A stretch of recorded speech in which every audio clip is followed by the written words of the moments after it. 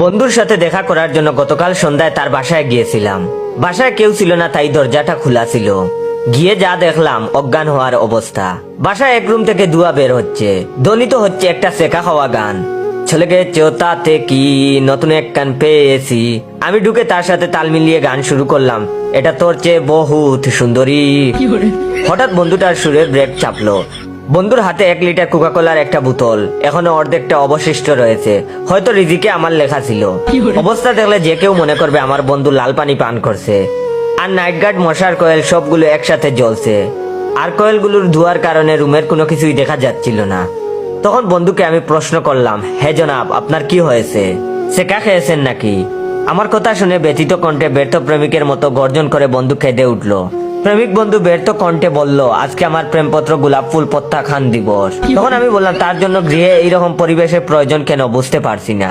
তখন জনাবের উত্তর, সেকা খাওয়া প্রেমিকদের সাধারণত সিগারেট প্লাস মদ ইত্যাদি খেতে হয়, কিন্তু আমার এইসবে এত আকর্ষণ নাই, তাই কয়েলের দুয়ার সাথে কোকাকোলা দিয়ে একটা প্রত্যাখ্যান দিবস পালন করছি। আমি তখন বন্ধুকে বললাম, ইতিহাস জানতে চাই বন্ধু, তোমার প্রত্যাখ্যান দিবস সম্পর্কে। তখন আমার সেকা খাওয়া বন্ধু আমাকে বলল, বন্ধু তুই কিন্তু আমাকে খেপাতে পারবি না, সেই চুক্তিতে রাজি থাকলে বলবো সেই ইতিহাস। তখন আমিও বললাম, আমিও রাজি আছি, কাজী বলেন সেই ইতিহাস।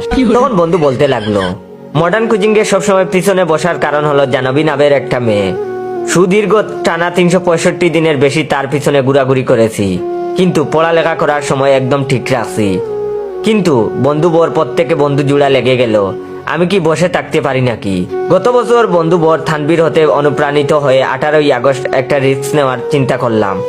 সকালে 6টায় উঠে আমার ঋণ করা 50 টাকার কিছু তরতাজা গোলাপ ফুল কিনে নিলাম।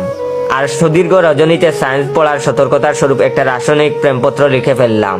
প্রেমপত্রটি এমন ছিল, প্রিয় জাহ্নবী, প্রথমে নাও হৃদয়ের প্রমাণ, তাপমাত্রা ও ছাপে এক মূল ভালোবাসা। আশা করি হাইড্রোজেনের মতো পর্যায়ে সারণীর 1 নম্বর পর্যায়ে আছো। আমিও তো আছি নিষ্ক্রিয় গ্যাসের মতো কোন রকম। বিশ্বাস করো, তুমি আমার অনেক ক্রিয়া বিক্রিয়ার প্রতিক্রিয়ার ফল। হাইড্রোজেন আর অক্সিজেন যেমন পানির সঙ্গে মিশে আছে, তেমনি তুমি মিশে আছো আমার হৃদয়ে। তোমাকে দেখলে আমার হৃদয় কার্বন ডাই অক্সাইড দ্বারা পূর্ণ হয়। তোমার চোখে চুপ পড়লে মনে হয় তোমার চোখে রাডার ফুডের পরমাণু মডেলের ভালোবাসার কণা বিচ্ছুরিত হচ্ছে। এই পৃথিবীতে তুমি যদি আমার না হও, তাহলে সালফিউরিক অ্যাসিড খেয়ে পৃথিবীর অক্সিজেন আমার জন্য হারাম করে দিব। ইতি তোমার রিমন। তারপরে বন্ধু বলল, প্রেমপত্রে কিছু কথা লিখেছি যা একদম ডাহা মিথ্যা কথা।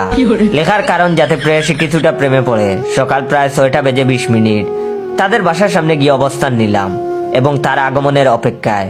মিনিট 5 পরে তার আগমন। পথ আটকে দাঁড়িয়ে দ্রুততার সাথে তার হাতে আমার প্রেমপত্র তুলে দিলাম, কিন্তু বাংলা সিনেমার রিনা খানের মতো করে বলল, আব্বাকে ডাক দিব। আর আমার চোখের সামনে আমার রজনী জেগে লেখা প্রেমপত্রটা ছিঁড়ে কুচি কুচি করে ফেললো। সে আমাকে প্রত্যাখ্যান করলো। অমর হয়ে রইল দিনটি 18ই আগস্ট। মাথাতিরিক্ত বয়ে আমার ঋণে কেনা গোলাপ নিয়ে সোজা কোচিংয়ে চলে গেলাম। চোখে মুখে ব্যর্থতার ছাপ, কিন্তু লাস্ট ক্লাসের ম্যাম যখন ফার্স্ট ক্লাসে আগমন করলেন, তখন আমার কেনা গোলাপগুলো হতাশ করা প্রেয়সী অনেক ললনার সামনে ম্যামের হাতে তুলে দিলাম আর বললাম, ফুলগুলো ভালো লেগেছিল বলে কিনছিলাম, কিন্তু সবার হাতে মানাবে